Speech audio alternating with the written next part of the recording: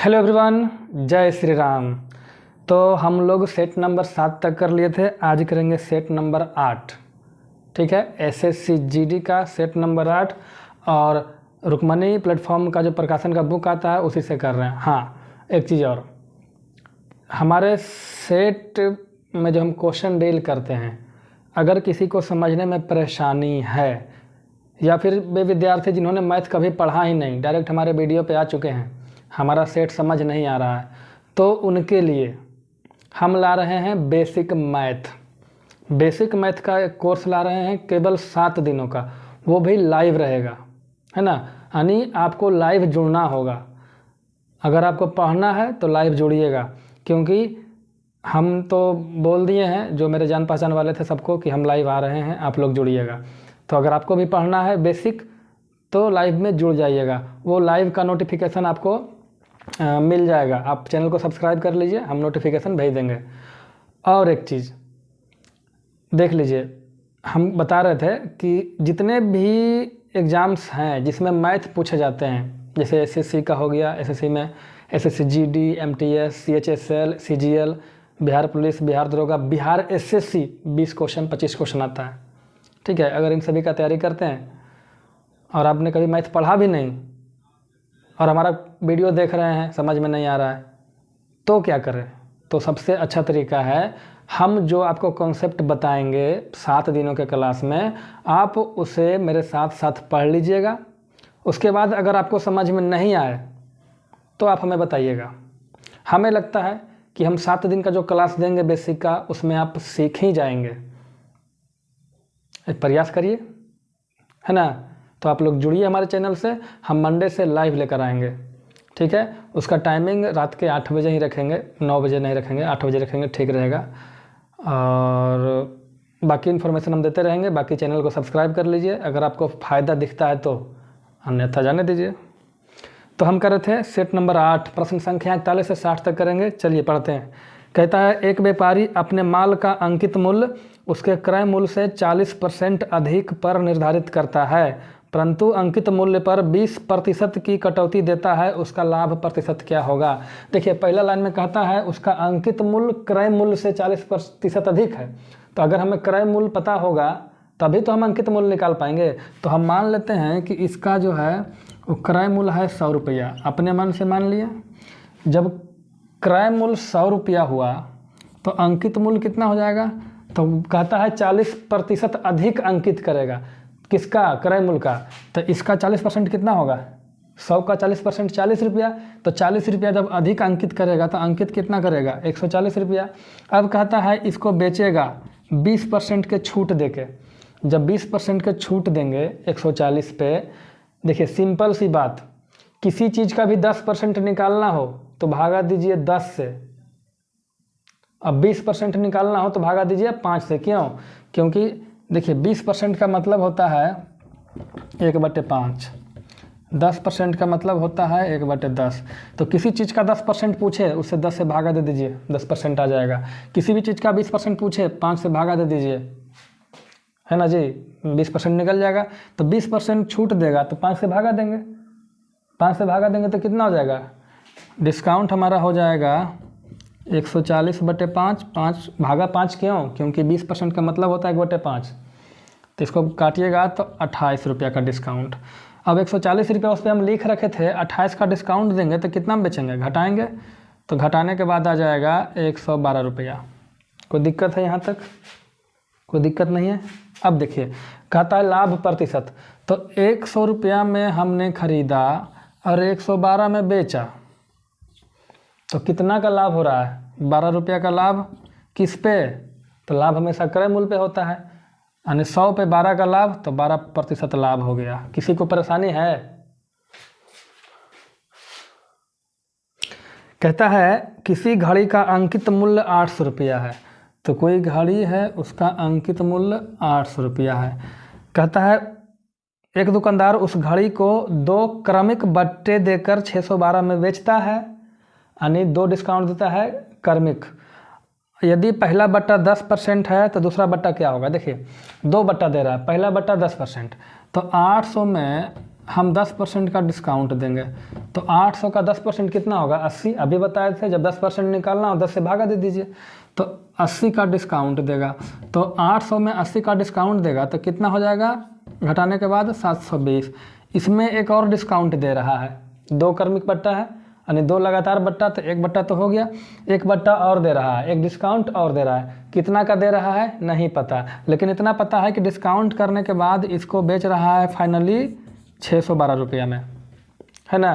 तो यही तो डिस्काउंट निकालना है। अब आप बताइए 720 का सामान 612 में बेचेंगे तो डिस्काउंट कितना का होगा?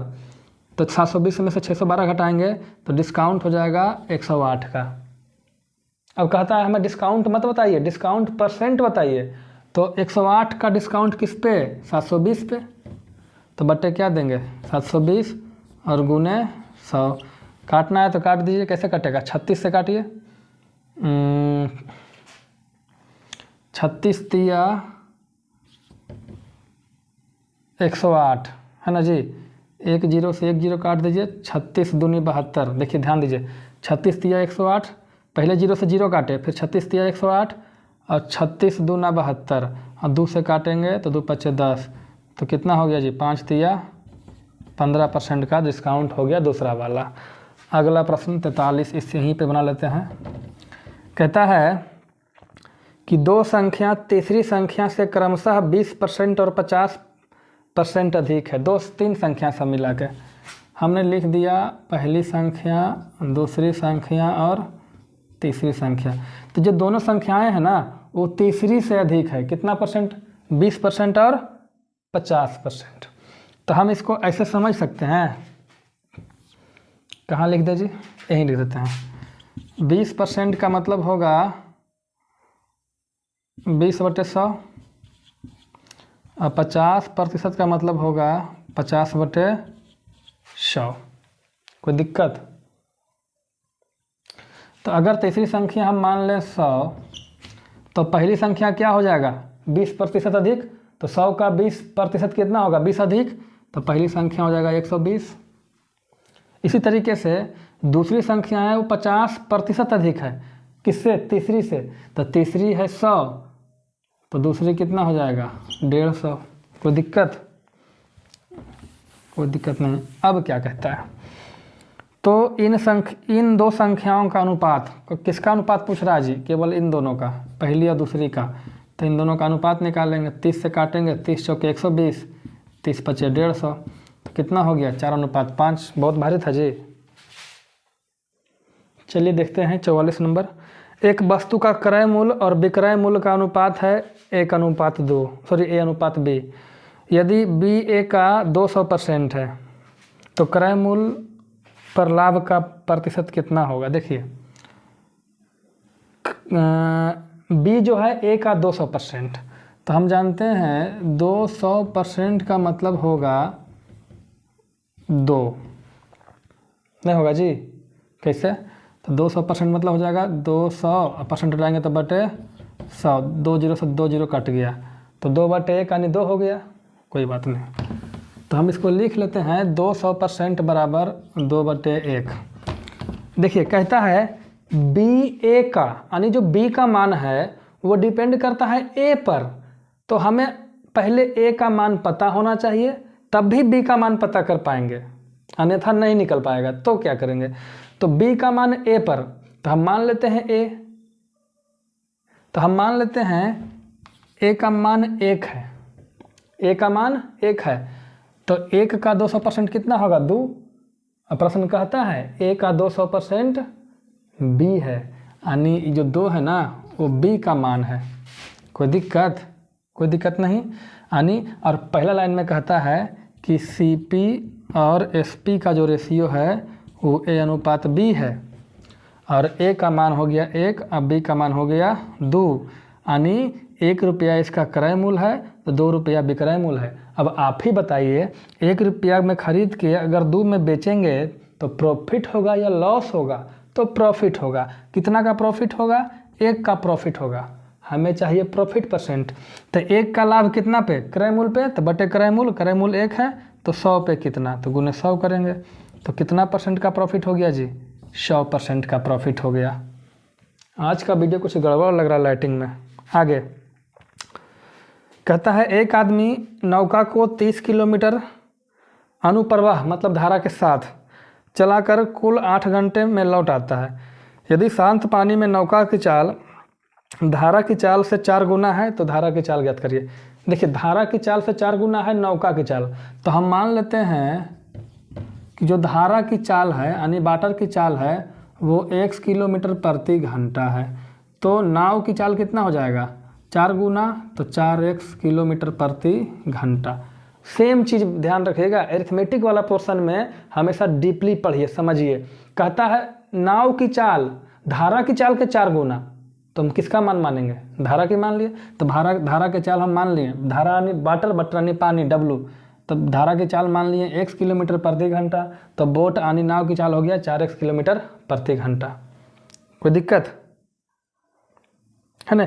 अब देखिए इसमें एक चीज़ और ध्यान दीजिएगा, 30 किलोमीटर अनुप्रवाह के साथ मतलब 30 किलोमीटर गया और 30 किलोमीटर आया, तो हम यहाँ लगाएंगे समय का फार्मूला। समय बराबर क्या होता है दूरी बटे चाल, तो दूरी हमारा 30, अब चाल पहले धारा के साथ जाएगा, तो जब धारा के साथ जाएगा तो उसमें दो को चाल हो जाएगा, एक धारा की चाल और एक नाव की चाल, दोनों जोड़ना जाएगा जी, तो यहाँ हो जाएगा बटे 4 1 5x।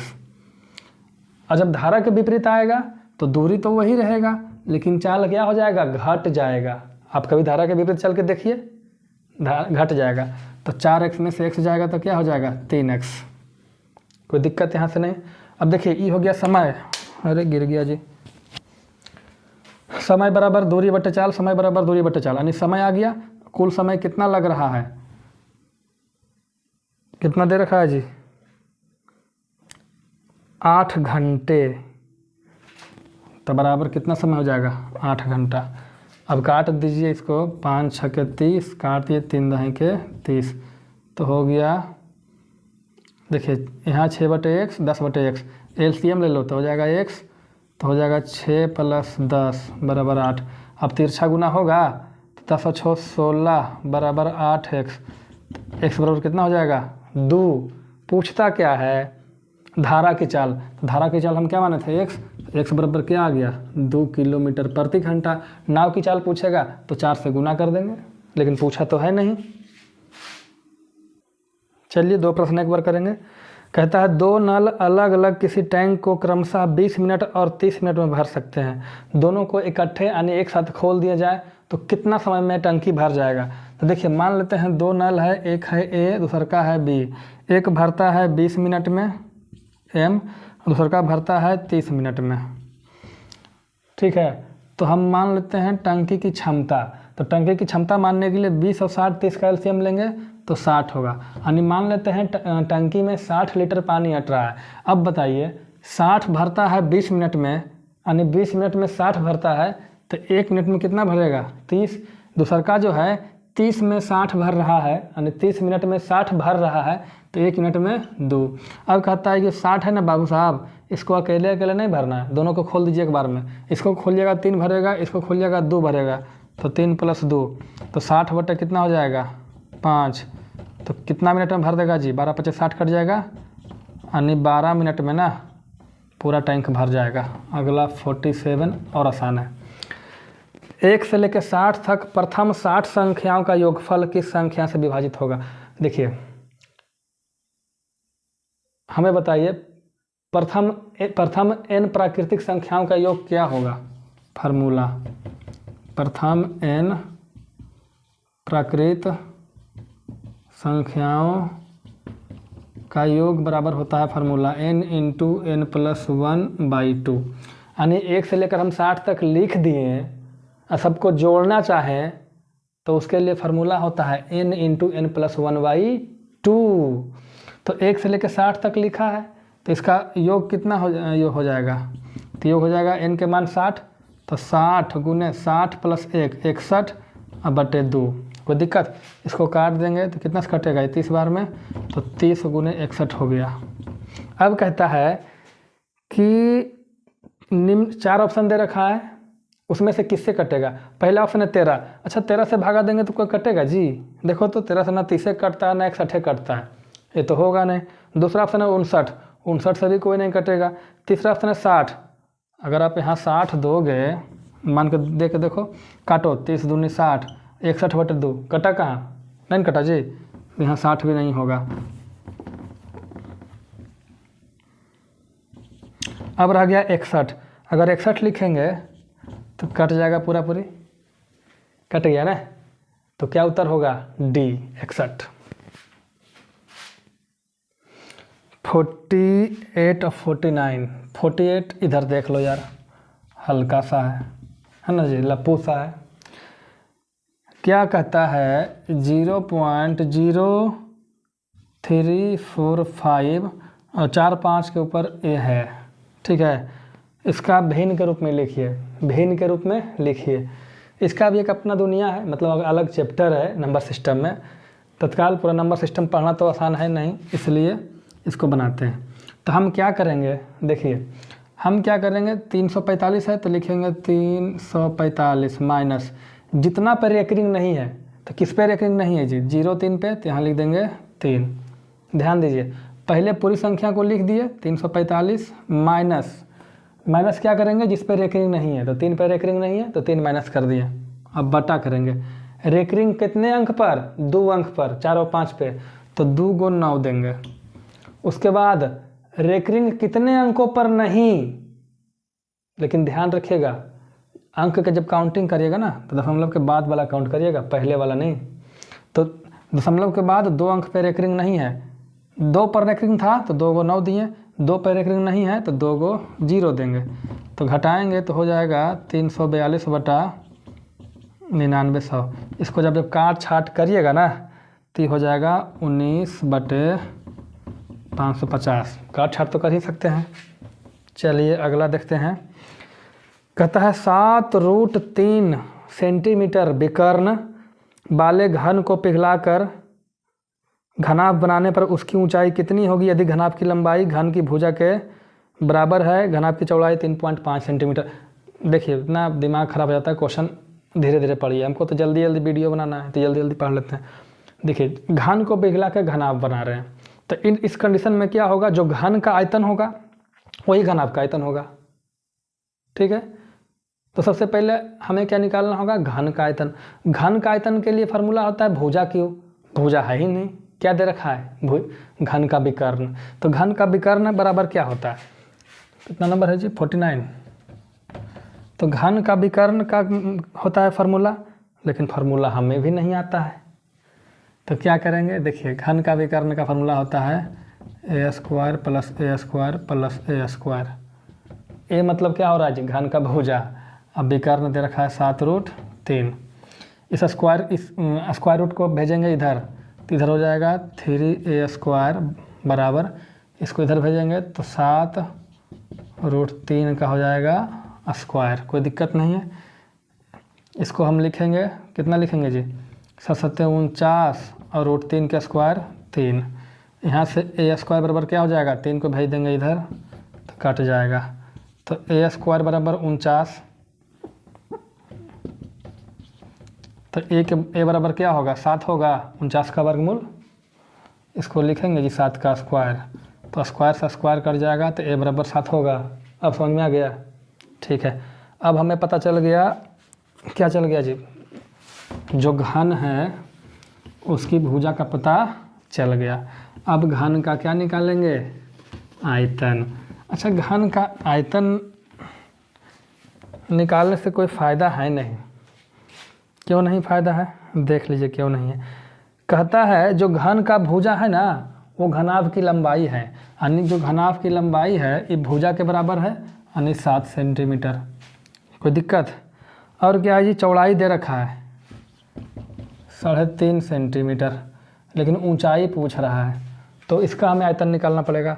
तो जब इसका आयतन निकालेंगे घन का तो a³ होगा, यानी 7 का क्यूब, है ना।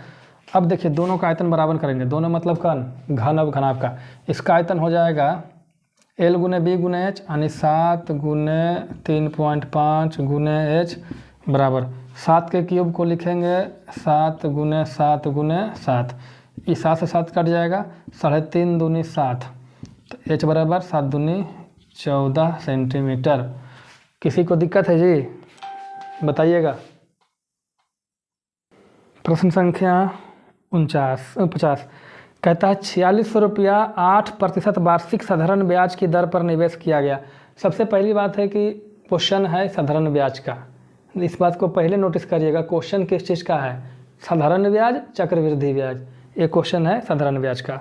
यदि 5 वर्षों बाद वह राशि निकाल ली जाती है और आधी राशि को शेयर बाजार में निवेश कर दिया जाता है तो शेष राशि कितनी बची?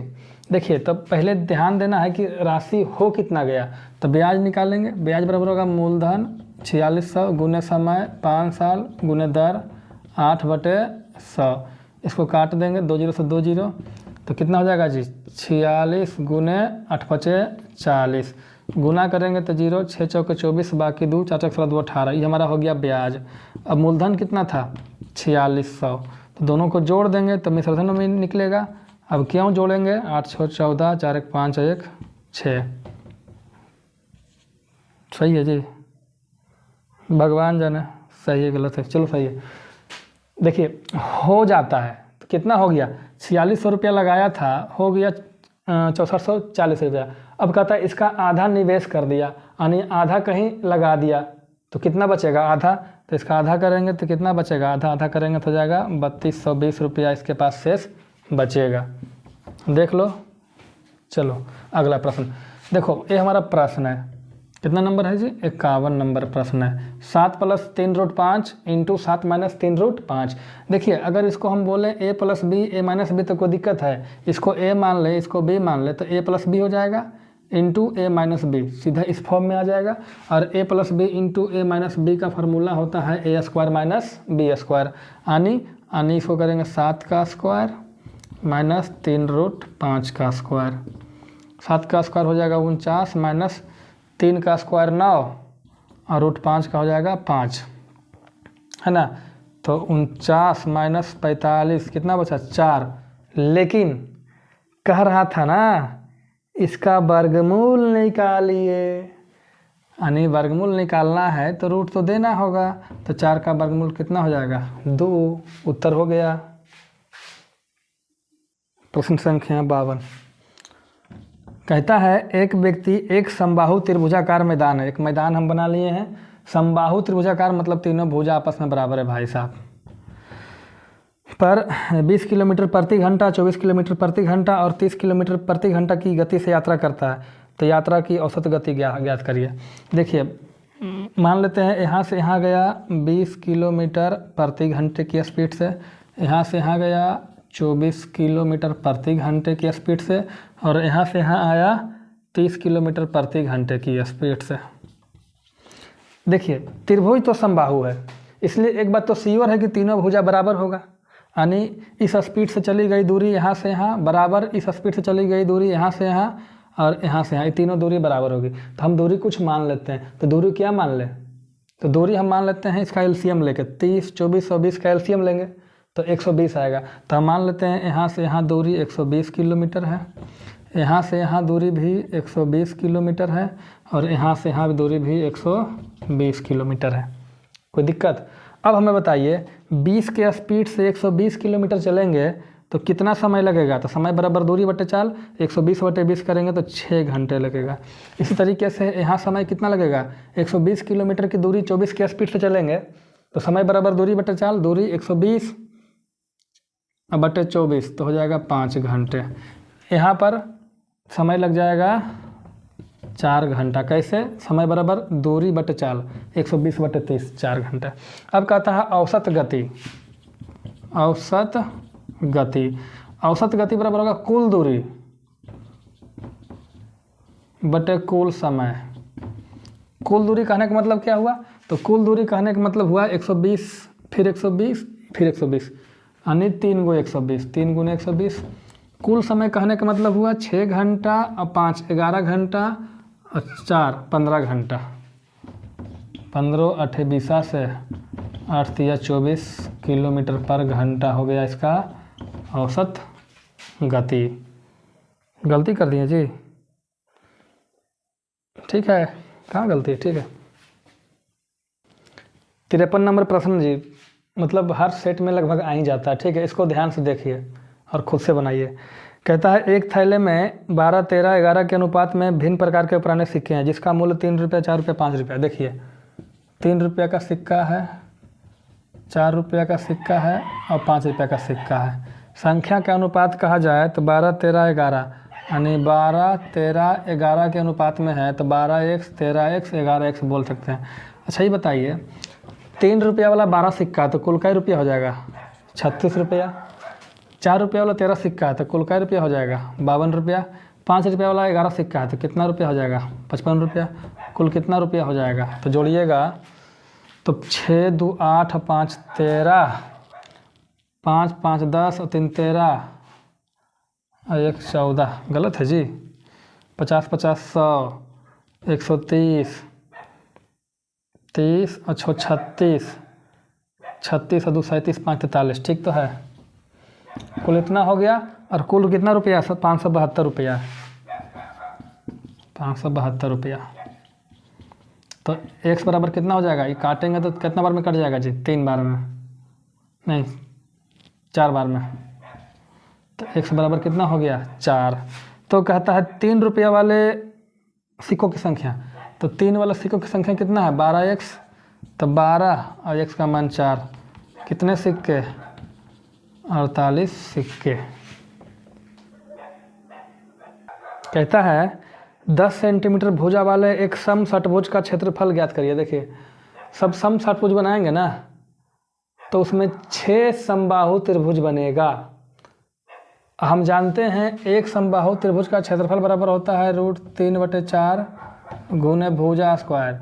चूँकि 6 गो है तो 6 गुने √3/4 भुजा स्क्वायर। तो 6 का 6 √3/4 भुजा का मान कितना है? 10। तो 10 का स्क्वायर करेंगे तो कितना हो जाएगा जी? 100। काटिए कितना बार में कटेगा? 25 बार में। 25 छक्का 150 √3 हो गया इसका क्षेत्रफल। कोई दिक्कत? कोई दिक्कत नहीं। आगे पढ़ देते हैं। कहता है किसी वस्तु को 1512 रुपये में बेचने पर उसी वस्तु को 879 रुपये में बेचने पर हुई हानि से 11% अधिक लाभ प्राप्त होता है। उस वस्तु का लागत मूल्य क्या होगा? देखिए कोई वस्तु है जिसका क्रय मूल्य कुछ है, हमें पता नहीं क्या है। अगर पता होता तो बनाते क्यों, डायरेक्ट उत्तर दे देते, क्योंकि क्रय मूल्य तो पूछा है। कहता है इसको भाई साहब तुम बेच दो 1512 में, फिर इसी को बेचो 879 में। ठीक है, ठीक है। तो कहता है इस वस्तु को जो 879 में बेच रहे थे ना, तो जितना यहाँ हानि हुआ उससे 11% यहाँ ज़्यादा हुआ। समझिए 11% का मतलब हम लिखेंगे 11/100। कोई दिक्कत? तो हम मान लेते हैं कि यहाँ पे हानि हुआ 100x का। कोई दिक्कत नहीं। जब यहाँ पर हानि 100x का हुआ तो लाभ कितना होगा? तो लाभ होगा इसका 11% ज़्यादा का। तो 100 का 11% कितना होगा? 11 ज़्यादा, तो यानी 111x का लाभ होगा। कोई दिक्कत? अब क्या करिए, इन दोनों को जोड़ दीजिए। इन दोनों को जोड़िए तो आ जाएगा 211x बराबर, इन दोनों को घटाइए 1512 में 879, तो 633 आ जाएगा मेरे ख्याल से। ठीक है, घटाइएगा तो 633 आ जाएगा। देखिए अब समझिए हम इन दोनों को जोड़े क्यों और इन दोनों को घटाए क्यों, समझ लीजिए। देखिए क्रय मूल्य कहीं ना कहीं बीच में है। ये विक्रय मूल्य 1512 वाला ज़्यादा है तो कहीं क्रय मूल्य से ज़्यादा हो रहा है। चूँकि इसको बेचने पर लॉस हुआ तो ये जो रेट है क्रय मूल्य से पीछे यानी नीचे है। जो दोनों का गैप होगा ना सर जी, इन दोनों के जोड़ के बराबर होगा। आप नंबर सिस्टम, नंबर लाइन कभी नहीं बनाया है, उसी का बेसिक है। और अगर किसी को दिक्कत है तो फिर से पूछिए, हम दूसरा वीडियो बनाएंगे इसके लिए। हमको लगता है समझ में आ गया होगा। तो x बराबर 3 हो जाएगा, है ना जी। तो कहता है क्रय मूल्य ज्ञात करिए, यही ना क्रय मूल्य है जी। देखिए इसका तो हानि हुआ था, इसका बेनिफिट हुआ था। तो क्या करेंगे, x बराबर 3 है तो 100x बराबर कितना हो जाएगा? 300। अब सोचिए 879 में बेचे थे और 300 का हानि हुआ था तो कितना में खरीदे थे? तो क्या करेंगे, ये 879 और 300 को जोड़ देंगे 879 में बेच करके 300 का लॉस हुआ तो कितना में खरीदते? आपसे हम कहें कि आपने 10 रुपये में किसी चीज़ को बेचा, अब 5 रुपये का लॉस हो गया, आप कहेंगे सर हम तो 15 में खरीदे थे। बिल्कुल वही बात, 879 में बेचने पे इतना का लॉस हुआ तो इसको जोड़ देंगे तो 1179, यानी इसका क्रय मूल्य कितना था 1179, 1179 इसका मान निकालना है। हम ऐसे तो नज़दीक नज़दीक में लिखा हुआ है, लेकिन इसको हम दूर लिखे हैं। क्यों लिखे हैं? क्योंकि ये इसका परिमेयीकरण करेंगे। तो परिमेयीकरण करने के लिए क्या करते हैं, 1 + √2 है तो 1 - √2 से ऊपर भी गुना, 1 - √2 से नीचे भी गुना।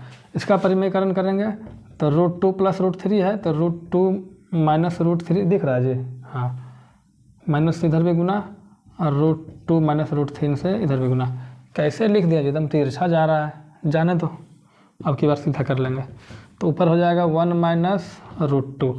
ये देखिए a + b, अब बीच में है गुना, इंटू a - b, अभी बताए थे a + b into a - b बराबर होता है a² - b², यानी 1 का स्क्वायर माइनस √2 का स्क्वायर, प्लस यहाँ भी हो जाएगा √2 - √3, यहाँ भी सेम चीज़ें हैं a + b into a - b, तो a² -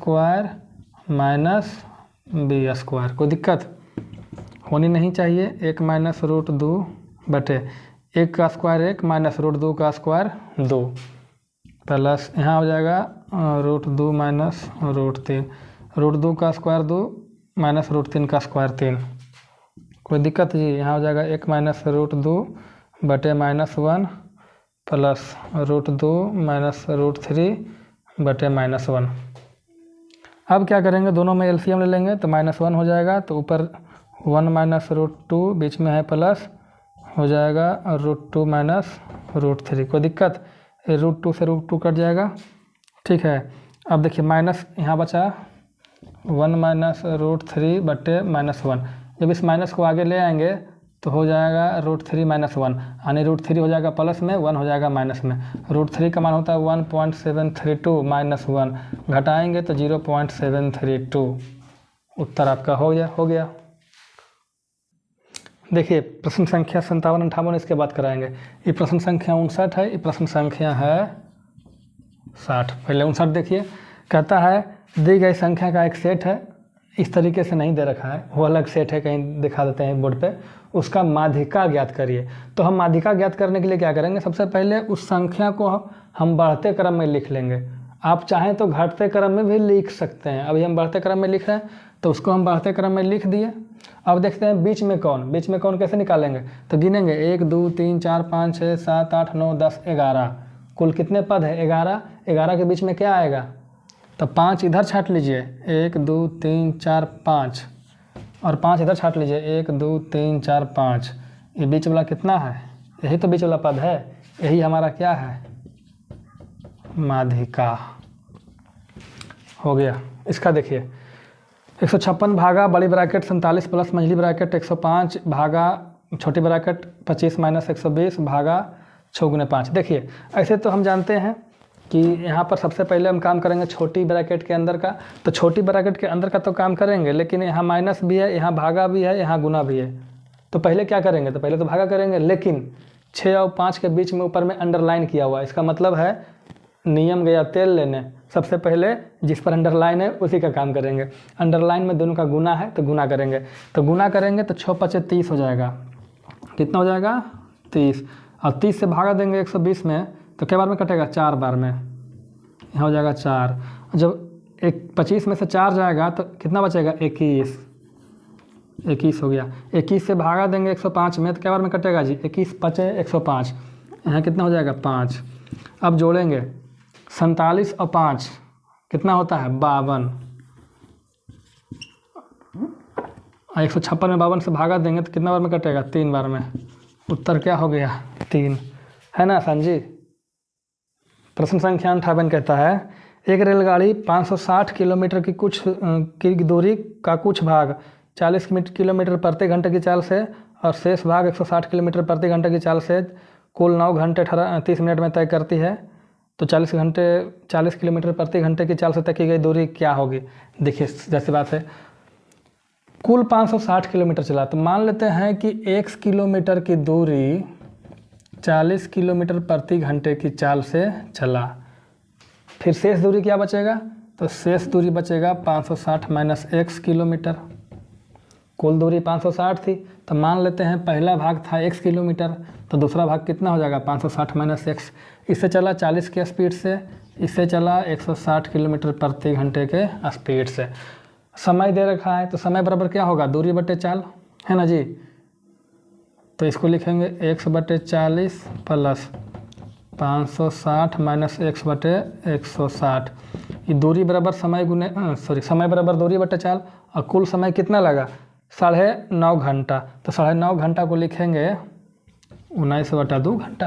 कोई दिक्कत, यहाँ से देखो हम 1/40 ले लेंगे कॉमन, तो यहाँ बचेगा x बटे 1 प्लस 1 ले लो, ठीक है। यहाँ बचेगा 560 माइनस x बटे 4 बराबर 19/2। इस 40 को हम इधर भेजेंगे, तो ये 40 जो नीचे था ऊपर जाके कहाँ, इधर जाकर ऊपर हो जाएगा गुना में, काट देंगे तो कटेगा 20 बार में। अब देखो यहाँ से क्या करेंगे, 4 एकम 4, 4x प्लस 560 माइनस x बटे 4 बराबर हो जाएगा 380। ये 4 को हटाएंगे तो इधर जाके गुना हो जाएगा, तो 4x में से x जाएगा तो 3x प्लस 560 बराबर गुना करेंगे 8 चौके 32, बाकी 3 4 12 2 14। सही है जी, होगा सही। अब क्या करेंगे, 3x बराबर निकालेंगे, 3x बराबर क्या हो जाएगा जी 1420, और माइनस हो जाएगा 560, तो हो जाएगा 0, 12 में से 6 गया 6, यहाँ कितना है 13 में से 5 गया 8। सही है जी, भगवान जाने सही है गलत है, देख लीजिएगा आप लोग। देखते हैं गलती नहीं कर दिए, यहाँ हो जाएगा 15।